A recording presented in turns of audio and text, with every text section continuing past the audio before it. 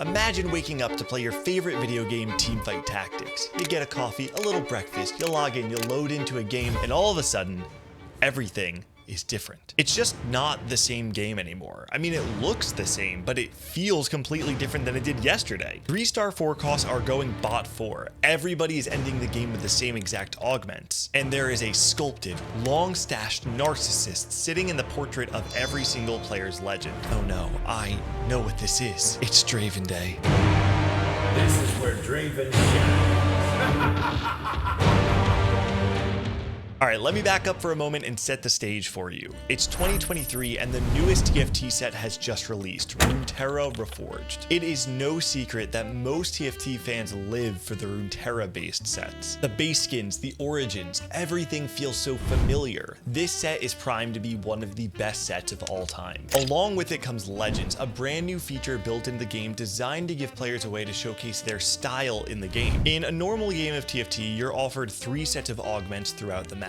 These augments, well, augment your game in a variety of different ways, adding variety to each game. Since you never really know which augments are coming, you have to adapt on the fly. Legends aim to give players a failsafe, 1 augment per set that you knew was coming. And I actually think it sounds pretty good in theory. I've had so many games where I look at my augment choices on 2-1 and I think, man, I don't want to play any of these. Being able to avoid that stun lock and play a game you're more comfortable with sounds good to me. But you know what else sounds good to me? Taking a second to subscribe to the channel if you're enjoying these video essays. I'm making it my goal to hit 10,000 subscribers by the end of the year, and for some reason, I believe it's possible. So take a second now, subscribe, let's get back to the video. Each legend came with their own set of augments. Here are a few examples. Tahm Kench was all about the money. Ezreal would give you additional items. Draven had these 3 augments. Spoils of War, which gave enemies a % chance of dropping loot when you killed them. Balanced Budget, which gave a set number of gold every turn for 4 turns. And Rolling for Days, which gave you a set amount of free rerolls. Draven's augments were designed to snowball the game by giving you resources to spike and then rewarding you with loot for killing units. By staying ahead of the power curve, you could preserve enough HP to kind of slide into a top 4. And these were just a few examples of legends. With so many different choices, it actually sounds kind of cool to be able to load into a game and see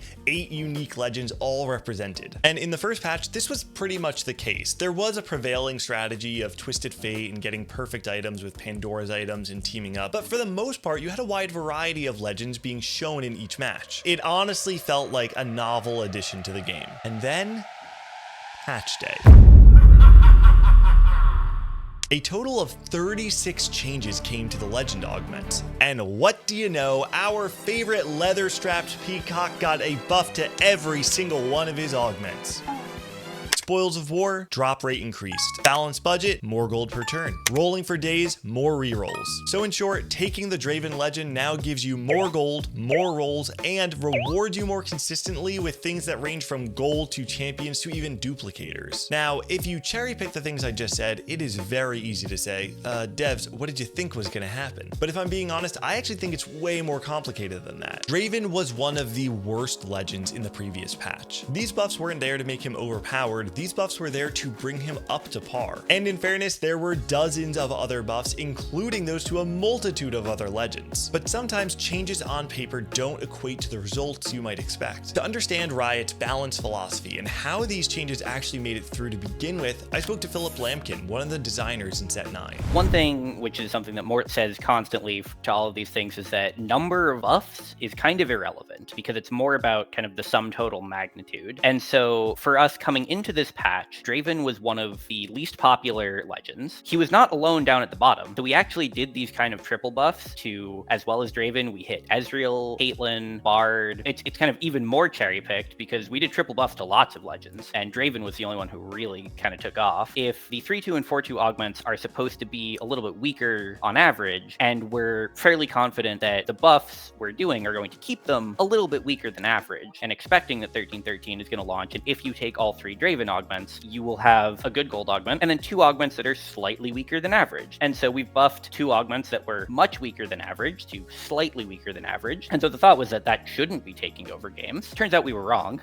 All right, now I want to take a step back and help you understand something. You see, the more I've thought about Draven Day, the more I've realized that Draven Day is vastly misunderstood. See, most people think of Draven Day and they boil it down to a single problem. Draven was broken and so it broke the meta. But there have been countless units, augments, compositions, compositions that have been extremely overpowered, and none of them have ever turned the patch into the fever dream that this patch became. There are two things at play here that we need to understand. The first is the weight of the buffs. Imagine this, you play a comp on one day, the next day after the patch you play the same game again, same opener, same composition, but this time with 30 more gold. That is not a small buff, that is an extra level. That is a spike one full turn earlier. That was the weight of the Draven buffs before factoring in the craziness that could come from Spoils of War. Clearly Draven was too strong, but him being strong shouldn't warp the game this much. There are inherent balance mechanics built into TFT to prevent exactly that. You see, in a normal game, especially in an unbalanced patch, players will lean toward what they believe to be strong. But because there's a shared pool of units, it is literally impossible for everyone to play the same thing without griefing their own game. But Legends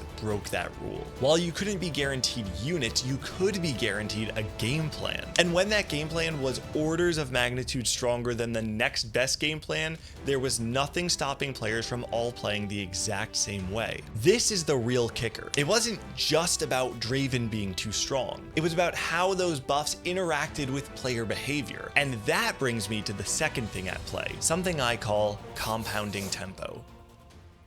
Now, this is not some official term, but it's a term I'm going to use to help visualize what's going on here. If you play TFT, you might be familiar with the term compounding interest. Every 10 gold, you get 1 additional gold per turn up until 50, where you get plus 5 gold per turn. The more gold you save, the more you are rewarded. But compounding tempo is a little different. In this video, I'm going to use the word tempo to mean how quickly the average board gets stronger. High tempo means that players are getting stronger faster. Their boards are stronger than the average board at that stage in the game. Low tempo means the opposite. Players are saving resources for a late game spike or for a win out angle. But compounding tempo happens when many players are all playing high tempo all at once. Each one forces the others to level or roll a little bit earlier, which in turn accelerates the entire lobby. It's like a feedback loop. The more players that play high tempo, the faster the game gets, and suddenly it's not just difficult to play greedy, it is literally impossible. The Draven legend revolves around high tempo gameplay. Usually this means sacrificing gold and interest in order to win more fights. You take Spoils of War on 2-1 and you level early so that you can try and win more fights to make up the gold you spent trying to win. Typically this style is really good at preserving HP, but it struggles to cap out as high as the players who are greeding their resources to win out in the end. But how does the game change when everybody is playing high tempo? When everybody is playing high tempo, the average board strength skyrockets. Spoils of War, because you get loot on enemy kills, gets a huge increase in value. With everybody power leveling, there are more units on the board to drop loot when you kill them. And with the increase in gold coming from balanced budget, you can freely level up while still maintaining interest thresholds. Because you want to win, you are incentivized to level and roll to upgrade your board ASAP. And in the late game, you have so many free rerolls from rolling for days that you are guaranteed to upgrade your board. If there are 7 Draven players in a lobby, the tempo becomes so high that no other legend can keep up. And if you try and play greedy and save gold, not only will you lose an enormous amount of HP, but the Draven players will farm so much gold from you on Spoils of War that they'll end up with more gold than you anyway. So on Draven Day, the game plan became very clear. Step 1.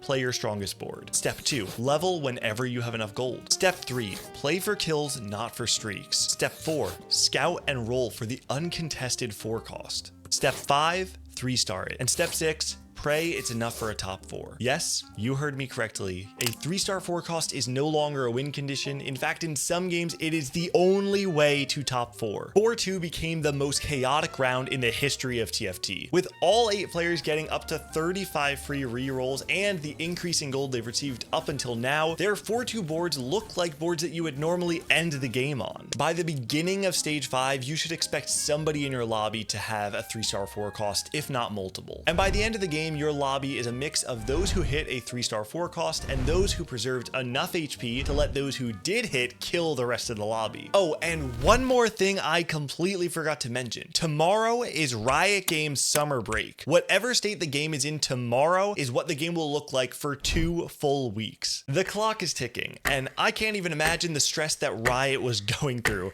and thankfully I don't have to. This is your major crisis at 4 p.m. on a Friday type moment. The patch comes out and it becomes pretty quickly apparent that this is not going to be a good place to leave TFT for the next week and a half. And so we really need to fix something, and we really need to do it fast. The first option, kind of the nuclear option, is just disable Draven entirely. You know, say, cool, we don't want to risk it. We're just getting this out of here. We'll figure out numbers next patch. This is not really a great solution, and we don't want to go with it, and we ultimately don't, because there's some people who are legitimately playing Draven because they like the playstyle and they want to have fun and they're enjoying, you know, taking spoils of war and playing the game. And we don't want to take that away from them. And additionally, if you remember back in set 9, the legends appeared in the client as well. You could go see the legends and see all of their augments. And so if we wanted to disable a legend, we would not only have to micropatch, we would also have to redeploy the client and the mobile client. So it's a lot more expensive and resource intensive to disable Draven. So we're keeping Draven. We need to figure out what numbers we want. The two things that kind of make this a little harder to work with are, the first thing is we don't know that 8 Dravens wasn't this broken last patch. No one ever played an 8 Draven lobby. And so it's possible that even just reverting the buffs we did to all of the Draven augments, that might not be enough. If we have a unit or a trait or something, or even a combat augment that's really OP and we need to nerf it, we can load up tools and just kind of run fights against each other over and over and over until we're really happy with like changing numbers and fine tuning them. But this isn't a unit that's too strong that we can test in a fight. This is the entire tempo of the game gets altered. And so really the only way to even kind of think about testing that would be to do a whole playtest with it. And so we just have to kind of figure out, based on intuition and based on kind of what we've seen in the game, what we need to do to nerf it. This is where having someone like Mort is really helpful, because he is just so incredibly like in tune with the game and aware of kind of what everything does, that he is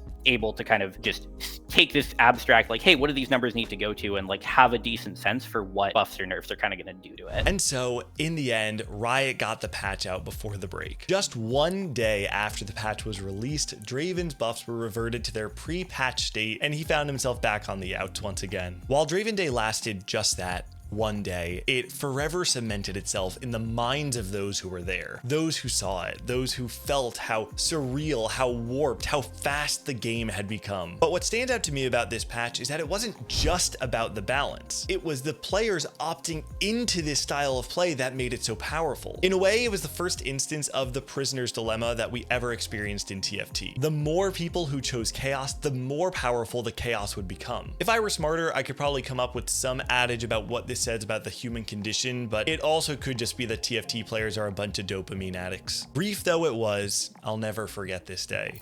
The spoils of war, the infinite gold, the free rerolls, the laughter, that terrible, reverberating laughter. I can still hear it in my ears. It's in my head. It won't stop. It was just a dream.